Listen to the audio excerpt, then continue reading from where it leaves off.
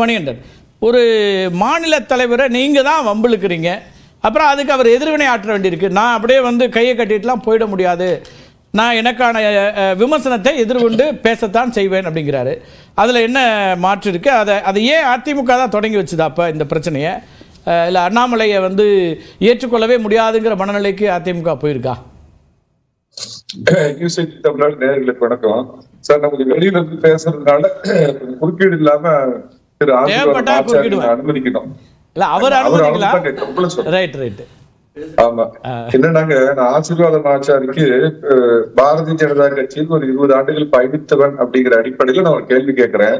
தமிழகத்தின் மிகப்பெரிய பாஜக தலைவராக அறியப்பட்டவர் ஜனாஜி என்ற ஜனா கிருஷ்ணமூர்த்தி, RSS பின்புலம் உடையவர். தமிழகத்தினுடைய முதல் பாஜக தலைவர் ஒரு சிறுபான்மை சமுதாயத்தை சேர்ந்த VK ஜான், அதுக்கப்புறம் விஜயராகவலு, சேலத்தை சேர்ந்த KN லட்சுமணன், பொன் ராதாகிருஷ்ணன், இள கணேசன், CP ராதாகிருஷ்ணன், தமிழிசை சவுந்தரராஜன், நடுவுல இருந்த கிருபாநிதி, கடைசியா இருந்த எல் முருகன், தமிழிசை சவுந்தரராஜன். இவங்க யாராவது RSS பின்புலம் இல்லாமல் RSS பள்ளியில் பயிலாத யாராவது இது வரைக்கும் தமிழக பாஜக தலைவரா வந்திருக்காங்களா? என்னுடைய கேள்வி நம்பர் 1. 2வது, தமிழிசை இதுல RSS பின்புலம் கிடையாது. ஆனால் குறைந்தது 15 ஆண்டுகள் பல்வேறு பொறுப்பு மருத்துவ அணி மற்ற அணியில இருந்து படிப்படியா முன்னேறினதுக்கு அப்புறம் தான் ஒரு மகளிர் மரியாதைக்குரிய புரட்சி தலைவி காலத்துல ஒரு மகளிர் அந்த தலைவியா போடணும் அப்படிங்கிற அடிப்படையில 15 ஆண்டு காலம் இந்த கட்சிக்காக பாடுபட்டு அந்த இடத்துக்கு வந்தவர் அப்படிங்கிறது என்ன நீங்க பதில் சொல்ல போறீங்க? சார், வந்த உடனே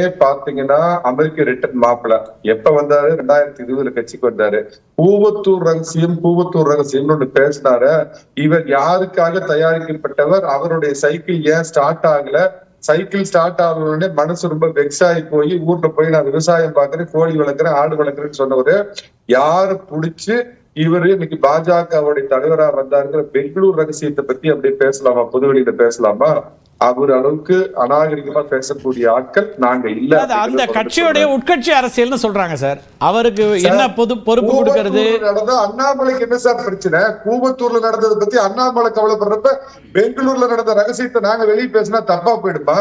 அதனாலங்க இதுல என்ன அவர் கூட எல்லாம் சொல்லிருக்கலாமே சார். நான் 10வது படிச்சேன், 12வது படிச்சேங்கன்னா அப்பாவோட விவசாயம் பார்த்தோன்னா தமிழ்நாட்டுல இருக்கிற எல்லா விவசாயிகளுடைய பிள்ளையும் பாத்தீங்கன்னா ஒரு குறிப்பிட்ட வயசு வரைக்கும் அப்பாவோட சேர்ந்தா விவசாயம் பார்ப்பாங்க. அவர் என்ன சொல்ல வர்றாரு? அவர் ஒரு நேர்மையான IPS அதிகாரி. ஆனா அஷ்டத்துவான் இல்ல சார். அரசியல்ல சார் சஞ்சய் பண்டின்னு ஒரு தலைவர் தெலுங்கானால இருந்தார் சார். எனக்கு தெரிஞ்ச வரைக்கும் காலையில ஒரு பிரைம் மினிஸ்டர் பேசுவாரு, மத்தியானம் ஹோம் மினிஸ்டர் பேசுவாரு, சாயந்தரம் நட்டா கிட்ட பேசுவாரு. அவரையே பாரதிய ஜனதா கட்சி தேர்தலுக்கு ஒரு 3 மாதத்துக்கு முன்னாடி தூக்கி எரிஞ்சுது அப்படிங்கறதா அந்த கட்சியோட நிலை. பண்ணா வர சார், நீங்க கேட்ட கேள்விக்கு இப்ப வரேன். அதாவது அதிமுகவை குறைத்து மதிப்பிடுகிறதா பாஜக கேள்வி கேட்டிருந்தீங்கன்னா அப்படி நினைக்கிறீங்க. அண்ணாமலை தான் மிக உயரமானவர் அப்படின்னு நினைக்கிறார். டாலர் தென் பார்ட்டி. எதனால சொல்றேன்னா, தமிழகத்தில் பாஜகவின் பிதாமகன் என்று அறியப்பட்ட இள கணேசன் மாநில தலைவராக இருந்தப்ப கூட மத்திய தலைமையுடைய ஒப்புதல் இல்லாம நான் இவங்களோட கூட்டணி வைப்போம், கூட்டணி வைக்க மாட்டேன்னு இது வரைக்கும் எந்த தலைவரும் அறிவித்தது கிடையாது. அதுவும் ஒரு நியமிக்கப்பட்ட மாநில தலைவர் இந்த மாதிரி இதுக்கு முன்னாடி உள்ள பாஜக தலைவர்கள் விஜயராகவன் உட்பட யாராவது பேசியிருக்கிறாங்களான்னு அண்ணன் ஆசீர்வாதம். ஆனால் திரு அண்ணாமலை தொடர்ச்சியா பேசி வருகிறார். அதை மத்திய தலைமை எந்த இடத்துலயும் மறுக்கல, அல்லது அவர் ஏன் அப்படி பேசுறாருன்னு கண்டிக்கல, அனுமதிக்கிறாங்கன்னு தானே பார்க்க வேண்டியிருக்கு. ரொம்ப கரெக்டான விஷயம் சார். ஆப்கி பார் 400 கி பார் அப்படின்னு சொல்லி ஒரு 400 இடம் குறைஞ்சது 350 இடம் வரணும் எதிர்பார்த்தவங்களுக்கு ஒரு சரிவு ஏற்பட்டு அந்த சரிவை சரி பண்றதுக்கு அவங்களுக்கு வரப்போற மகாராஷ்டிரா, ஜார்க்கண்ட், ஹரியானா தேர்தலில் அவங்க கவனம் செலுத்திட்டு இருக்கிற அந்த நேரத்தை ஏன்னா அவங்களுக்கு தமிழ்நாடு பக்கம் பார்வையை திருப்புறது, தமிழ்நாட்டுல ஒரு பெரிய ரிசல்ட் எதிர்பார்த்தாங்க, அவங்களுக்கு வரலங்கிறப்ப இப்ப உடனடி அவங்களுக்கு தேவை வட மாநிலங்கள்ல சரிந்து போன தன்னுடைய இடங்களுக்கான செல்வாக்கை மீட்டெடுக்கிறத ஒழிய இங்க நடக்கிற பஞ்சாயத்தை பார்க்கக்கூடிய நேரமும் அவங்களுக்கு இல்ல, அதற்கான நேரமும் இப்ப இல்லைன்னு நினைக்கிற அந்த கேப்பை மிக அழகா பயன்படுத்திக்கிறார் சார். இதுக்கான திரு ஆசீர்வாதம் ஆச்சாரி உறுதியா பதில் சொல்லும். கூட்டணியை பத்தி தமிழக தலைவருக்கு அறிவிக்கிறதுக்கு அதிகாரம் இருக்குதா? 2வது சார், கரு நாகராஜன் கிட்டத்தட்ட அவருக்கு RSS பின்புலம் இல்லாதவர், திரு அண்ணாமலையோட மவுத் பீஸ். பாஜகவுடைய 2ஆம் கட்ட முன்னணி தலைவர்கள் என்கிட்ட இன்னைக்கு அளவுக்கு நேற்று அளவுக்கு பேசுனாங்க. இவர் பேசுனதுக்கு அப்புறம் சீனியர் மோஸ்ட் உங்க கட்சி தலைவர் ஒருத்தர் கூப்பிட்டு தாந்தோன்றித்தனமா அவர் செயல்படுறாரு. தேவையில்லாம தமிழகத்துல ஏற்கனவே ஒரு கூட்டணியை போட்டு உடைச்சாரு. மத்திய தலைமைகிட்ட நாங்க இதை பத்தி பேசுறோம். மிக விரைவில் கங்கனா ராவத்துக்கு எப்படி ஒரு தடை விதிக்கப்பட்டதோ அநேகமா லண்டன் மேல போய் இறங்கின உடனே இவருக்கு அந்த தடை வரும் அப்படின்னு எல்லாமே சொல்றாங்க. நான் ஒண்ணு கேட்கிறேன் சார், பொன் ராதாகிருஷ்ணனோ H ராஜாவோ ப்ரொஃபசர் ராம சீனிவாசனோ வானதி சீனிவாசனோ தமிழிசையோ பக்கத்துல தமிழிசை டிஃபரெண்ட் டோன்ல பேசுறாங்கிறது நேற்றே புரிஞ்சிருப்பீங்க சார். தமிழக பாஜக தடித்து எல்லாரும் ஒரு பக்கம் இருக்கிறாங்க. இவர் கூட கருணாகராஜன் நம்ம ஒரு பேச்சாளர் இருப்பாரு பாத்தீங்களா, இவங்களை மட்டும் ஸ்போக்ஸ் பர்சனை வச்சுக்கிட்டு ஒரு தனி ஆவர்த்தனம் மாறுறாரு. தமிழக பாஜகவுல இதுவரைக்கும் இந்த மாதிரி ஒரு வரலாறு கிடையாது. மத்திய பாஜக மத்திய பார்லிமெண்டரி கமிட்டி நல்லா தெரியும் ஆசீர்வாத் ஆச்சாரிக்கு, அவங்க எடுக்க எந்த இதை கேட்டீங்கனாலும் நம்ம டெல்லி தலைமைகளுக்கு முதல் கட்ட கருத்தா எடுத்துக்கிறேன். ரைட், பேசுவோம். ஆச்சாரி இதுக்கு மட்டும் பதில் சொல்லுங்க. நான் திரு சுப்பிரமணியிட்ட போறேன். அதாவது அவர் ஒரு டவுட் சொன்னாரு. திரு அண்ணாமலை அவர்கள் தன்னிச்சையாக அவர் பேசுறாரு அப்படின்னு. திரு அண்ணாமலை அவர்கள் தொடர்ந்து மத்திய தலைமையோடு தொடர்பில் உள்ளார். இங்கு என்னென்ன நடக்கின்றது அப்படின்றதுக்கு அவர்லி பேசிஸ்ல அப்டேட் பண்றார். அவர் பேசுவதற்கு முழு ஆதரவு மத்திய தலைமை கொடுக்கிறது.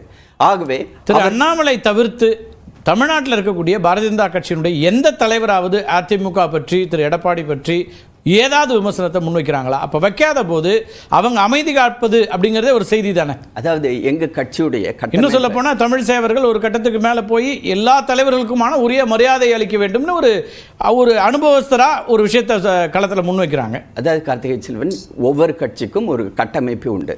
எங்களுடைய கட்டமைப்பு எப்படின்னா, மாநில தலைவர் இருக்கும் பொழுது மாநில தலைவர் மட்டும்தான் அவர் பேச முடியும். அவருக்கு பக்கத்துல ஒரு ஸ்போக்ஸ் பர்சன் இருந்தா கூட, வைஸ் பிரசிடென்ட் இருந்தா கூட, பக்கத்துல இருந்து பேசுறத பத்தியே சொல்லல திரு. அவர் இங்க இருக்கிறார். ஆசீர்வாதம் நாம அத பத்தியே பேசல, அவரோடு இருக்கிறத பத்தியே பேசல. எங்க பத்திரிகையாளர்கள் சந்திப்பு, திரு H ராஜா நடத்தாத பத்திரிகையாளர் சந்திப்பா, வானதி ஸ்ரீனிவாசன் அவர்கள் நடத்தாத பத்திரிகையாளர் சந்திப்பா, இல்ல பத்திரிகையாளர்களே சந்திக்காம இவங்களா இருக்காங்களா, திரு பொன் ராதாகிருஷ்ணன், யாருமே அப்படி எந்த விமர்சனத்தையும் வைப்பதில்லையே. நீங்க சொன்னவங்க எல்லாம் எங்கள் கட்சியுடைய மூத்த தலைவர். வானதி அவர்கள் எம்எல்ஏவா இருக்காங்க. அதே சமயம் ஒரு நயனா நாகேந்திரன் சட்டமன்ற குழு தலைவர் ஏதாவது ஒரு இடத்துல அதிமுக விமர்சனம் வைக்கிறாங்க. அதுதான் சொன்னீங்களா, எங்க கட்சியுடைய கட்டமைப்பு அப்படி. அதை நீங்க புரிஞ்சுக்காம அவருக்கு மணிகண்டன் கேள்வி கேட்கிறார் இல்லைங்களா, அது அவருக்கு புரிதல் இல்லை அப்படின்னு தான் நினைக்கிறேன். மாநில தலைவர் கட்சி எந்த பாதையில் பயணிக்கணும் அப்படின்றத முடிவு செய்யக்கூடிய மாநில தலைவருடைய அதிகாரம். ஒரு நிமிஷம் அந்த அதிகார வரம்புக்குள் யாருமே, ஈவன் மத்திய தலைமை கூட அந்த இடத்துல வெளியில பார்த்து சொல்ல மாட்டாங்க. அந்த இடத்துல அவங்க மாநில தலைவர்கிட்ட சொல்லுவாங்க, நீங்க சொல்லுங்க அப்படின்னு தான் சொல்லுவாங்க. அதுதான் எங்களுடைய கட்சியோட. திரு அக்னேஸ்வரன், இந்த சிக்கல் எப்படி பாக்குறீங்க? இப்போ பார்த்துருவோம், 2026 தேர்தலை நாங்கள் சந்திக்க தயாராயிட்டோம். திரு நாகராஜனுடைய அறிக்கையில் அண்ணாமலை அவர்கள் தலைமையில் நாங்கள் தேர்தலை சந்திக்கிறோம், 4வது இடத்துக்கு தள்ளப்படுவீங்கன்னு திரு அண்ணாமலை சொல்றாரு. அதுதான் வியூகம்.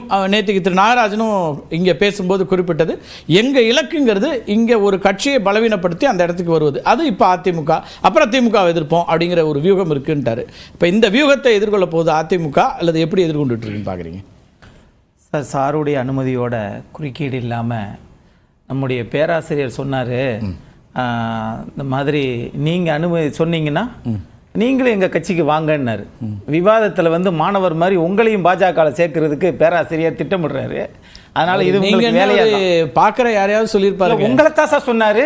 சரி, ஒன்று நாம எந்த கட்சியிலையும் போகாமல் கடைசி வரைக்கும் ஜேர்னலிஸ்டுக்கான ஏதாவது ஒரு அமைப்பு இருக்குன்னு அதில் மட்டும் இருப்போம். அதெல்லாம் இப்போ சொல்ல வர. சரி, இந்தியாவில் இந்த சிஏஏ நடைமுறைப்படுத்த பிறகு, கொண்டு வந்ததற்கு பிறகு, நாங்கள் கொண்டு வருவோம் என்று சட்ட திருத்தத்தை கொண்டு வந்ததுக்கு பிறகு 2 IAS அதிகாரிகள் ராஜினாமா பண்ணாங்க. ஒன்னு கண்ணன் கோபிநாத், இன்னொருத்த சசிகாந்த் செந்தில். இது ஒட்டுமொத்த காஷ்மீர் டு கன்னியாகுமரி வரையில ஒரு பெரிய அதிர்வலையை ஏற்படுத்திருச்சு.